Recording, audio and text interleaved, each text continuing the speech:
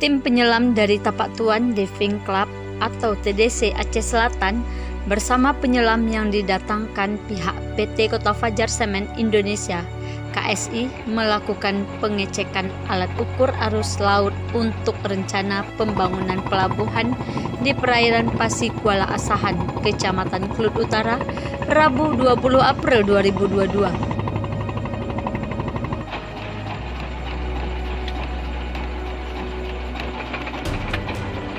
Kegiatan yang dikoordinir oleh penyelam asal Bandung, Luffy dan tim survei Soleh Setiana dengan menggunakan bot nelayan bergerak dari TPI Lok Rukam, Kecamatan Tapak Tuan menuju ke lokasi alat ukur arus laut yang telah dipasang di dasar laut. Tim survei Soleh Setiana mengatakan, alat ukur arus laut tersebut dipasang selama 6 bulan. Setiap 2 kali dalam 1 bulan dilakukan pengecekan untuk mengetahui kondisi kecepatan arus laut.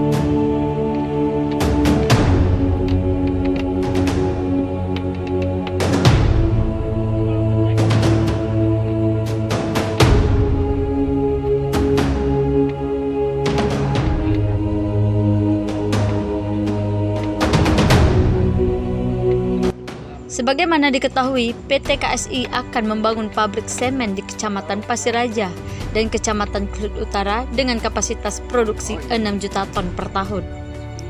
Saat ini, PT Kota Fajar Semen Indonesia sedang mempersiapkan penyusunan dokumen AMDAL dan juga berencana membangun pelabuhan di perairan Pasir Kuala Asahan. Atas rencana pembangunan pabrik semen tersebut, mendapat dukungan dari berbagai pihak di Aceh Selatan. Selain demi tertampungnya banyak tenaga kerja, juga pemasukan pendapatan asli daerah atau PAD bagi Aceh Selatan. Ketua TDC Aceh Selatan, Maifendri, kesempatan itu mengucapkan terima kasih kepada PT KSI yang telah mengikut sertakan penyelam lokal dalam bagian pengecekan alat ukur arus laut.